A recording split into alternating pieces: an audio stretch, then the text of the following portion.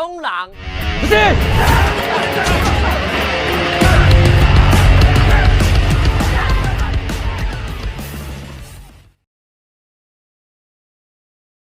Kali ini kita akan merangkum film asal Taiwan bertema gangster yang menceritakan tentang perjuangan, kesetiaan, dan kerasnya kehidupan anggota triad. Jadi triad itu komunitas gangster di Cina, ya seperti gangster biasa, tapi di Asia kan orang-orangnya lebih family oriented, gitu, lebih menghormati orang tua, persaudaraan.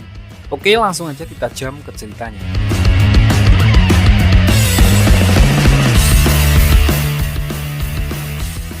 Di awal film diperlihatkan 5 orang anggota geng berjuang, gengnya namanya Berjuang, yang sedang menagih hutang kepada seorang pemuda. Namun pemuda tersebut tidak mau membayar dan ketika mereka akan pergi, tiba-tiba mereka diserang oleh geng dari pemuda tersebut sehingga terjadi perkelahian.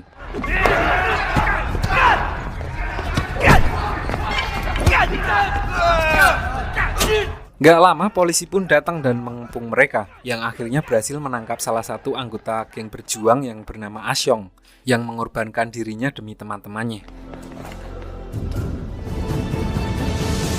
Lalu scene berpindah di sebuah pemakaman salah seorang ketua geng yang lain. Di sana terlihat Bos Yong yang merupakan ketua dari geng berjuang yang sedang melayat dan bertemu dengan Michael yang merupakan anak dari ketua geng yang meninggal tersebut untuk mengungkapkan duka cita.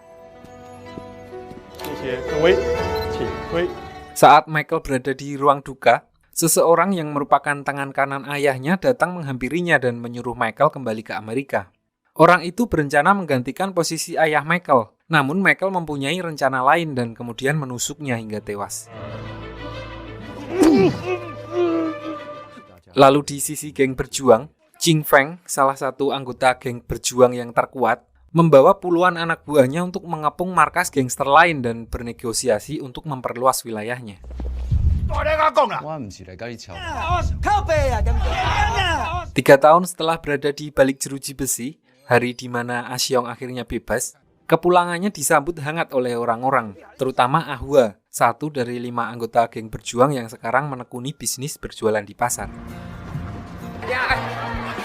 Dia adalah teman terdekat Asyong yang dari awal memang ikut geng berjuang karena Asyong. Jadi semenjak Asyong di penjara, dia tidak lagi bergelut di dunia gangster dan balik jualan di pasar. Setelah reuniannya, sampailah Asyong di rumah dan bertemu dengan neneknya. Diperlihatkan kalau sang nenek sangat berharap agar Asyong bisa menjadi anak yang soleh dan kembali ke jalan yang lurus. Malam harinya saat geng berjuang berkumpul merayakan kebebasan Asyong, Bos Yong mengatakan bahwa mulai sekarang Asyong dipercaya untuk mengurus bisnisnya di daerah itu. Ching Feng yang merupakan kandidat terkuat sebagai penerus Bos Yong juga menyetujui hal tersebut. Di sisi lain, Michael yang menggantikan ayahnya sebagai penerus bos gangster sebelah, mencoba melebarkan bisnisnya dengan menyogok seseorang. Namun, orang tersebut mengatakan bahwa apapun yang Michael kehendaki tidak akan semudah yang dia pikirkan, yang mengartikan bahwa setiap geng mempunyai prinsip sendiri-sendiri dan uang tidak menjamin bahwa semua akan berjalan mulus.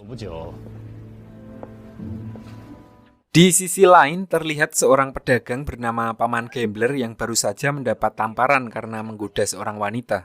Karena wanita itu pergi begitu saja, kemudian dia menyuruh Asyong mengembalikan bunga yang ditinggalkan oleh wanita tersebut. Ketika keluar, Asyong bertemu dengan temannya yang bernama Lily yang merupakan kembang desa di geng berjuang yang juga putri dari Paman Gambler.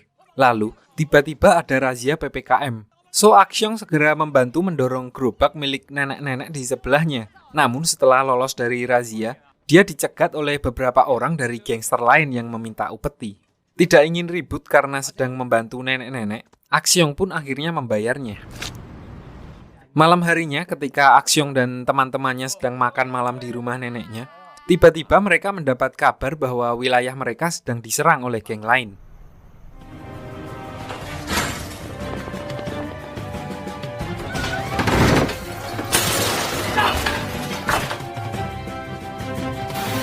Mereka pun bergegas menuju ke lokasi untuk membantu. Namun, Asyong tidak diperbolehkan ikut karena masih berstatus bebas bersyarat. Mereka yang sampai di lokasi memutuskan untuk mundur karena kalah jumlah.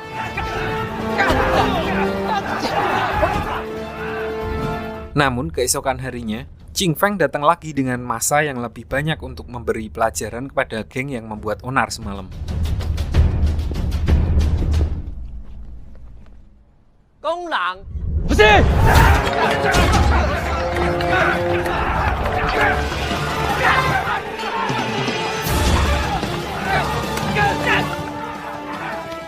Sementara itu, Axiong yang ditugaskan untuk menjaga pasar juga kedatangan beberapa orang gangster amatir yang meminta uang keamanan. Dan diperlihatkan dengan mudah, Axiong sendirian berhasil mengatasi mereka semua.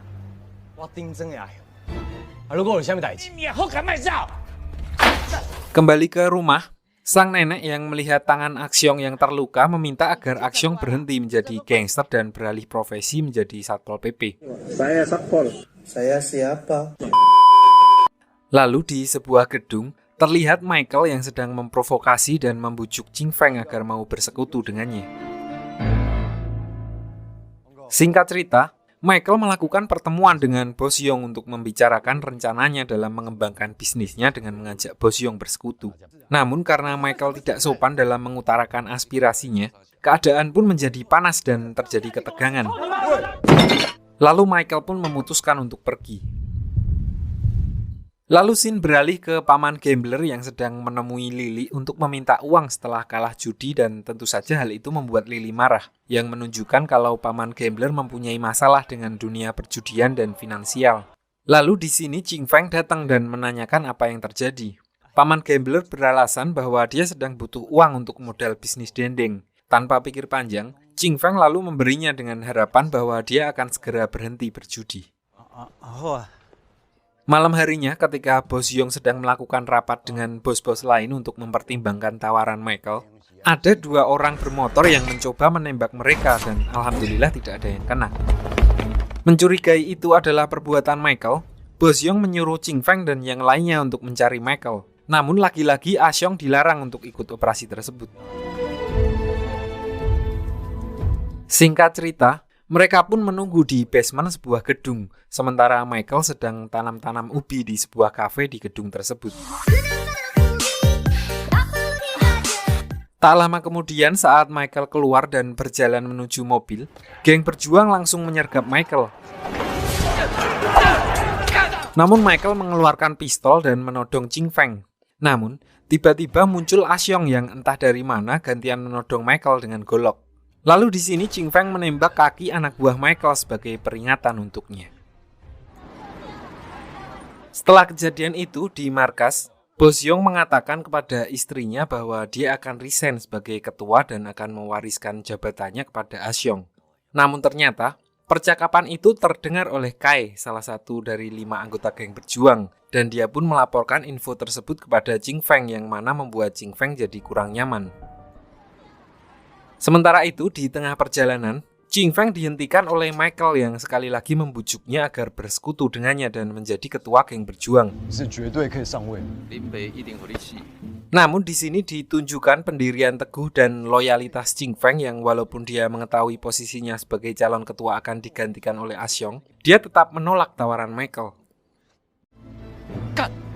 Sesampainya di markas, Ching Feng melihat Kai yang sedang dihukum setelah ketahuan memakai obat-obatan terlarang. Namun Ching Feng tidak bisa berbuat apa-apa untuk membantunya.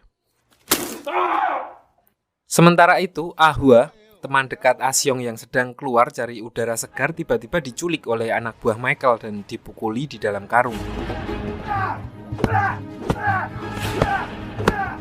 Lalu Ahua dikembalikan ke markas geng berjuang dalam keadaan sekarat.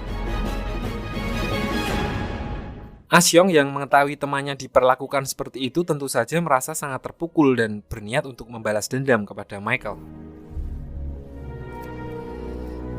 Scene lalu berganti ke paman gambler yang sedang frustasi setelah kalah bermain judi. Di sini dia masuk ke sebuah mobil yang ternyata paman gambler mempunyai hutang kepada Michael. Namun saat ini Michael tidak berniat menagih hutang tersebut. Dia justru memberinya uang lebih dengan syarat paman gambler harus menghabisi Ching Feng. Beberapa saat kemudian, paman gambler menelpon Ching Feng yang sedang dalam perjalanan menuju markas bersama Bos Yong. Lalu di sini Ching Feng turun dari mobil untuk menemuinya. Di sini entah intuisi seorang gangster atau gimana, Dia sempat menelpon Asyong agar lebih berhati-hati karena dia seperti menyadari akan adanya sesuatu yang gak beres. Singkat cerita, saat Ching Feng sudah bertemu dengan paman gambler, diperlihatkan paman gambler yang berbicara tidak jelas dan ketika Ching Feng berniat akan pergi, paman gambler mengeluarkan sebuah pistol dan menodongkannya ke Ching Feng. Namun karena masih bimbang dan tidak mempunyai cukup nyali, akhirnya dia mengurungkan niatnya untuk menembak Ching Feng. Sementara itu, Asyong yang sedang mengendarai mobil bersama neneknya diserang oleh orang yang pernah bermasalah dengannya di pasar. Orang itu mencoba menembak Asyong namun malah mengenai neneknya dan membuat neneknya tewas. Ama! Di sisi lain, setelah Bosyong sampai di markas, di sini Kai menyuruh tangan kanan Bosyong untuk memarkirkan mobil karena dia ingin ke kamar mandi. Namun di dalam, Bosyong yang sedang santai membaca Tribun News tiba-tiba ditembak oleh seseorang yang ternyata itu adalah Kai. Tangan kanannya yang melihat Kai keluar dengan wajah panik pun langsung berlari ke dalam untuk memeriksa keadaan dan dia menemukan Bosyong sudah meninggal. Singkat cerita, setelah kejadian itu, Ching Feng dan tangan kanan Bosyong berniat untuk balas dendam, dan di sini terlihat Asyong juga menyusul mereka. Malamnya, setelah melakukan persiapan, mereka pun mendatangi sebuah dermaga tempat Michael melakukan perayaan karena telah membuka bisnis barunya. Saat Michael sedang berpidato, Asyong langsung menembaknya di depan panggung sehingga terjadi kerusuhan. Namun ternyata tembakan Asyong tidak mengenai organ vital yang membuat Michael masih bisa melarikan diri.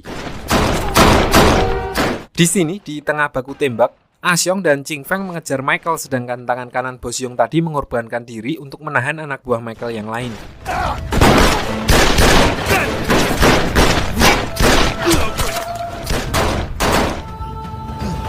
Singkat cerita, saat Michael sudah berhasil terkejar dan mereka pun baku hantam dengan sangat sengit.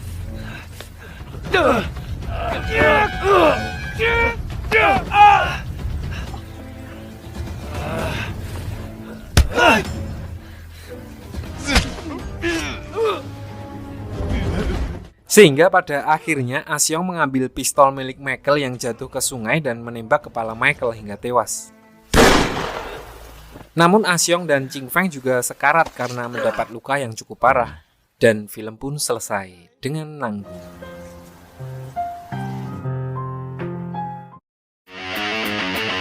Udah pas banget ya film gangster Asia sama atmosfer di sini jadi lebih real gitu, lebih bisa merasakan, nggak yang dikit-dikit dor kok dikit-dikit.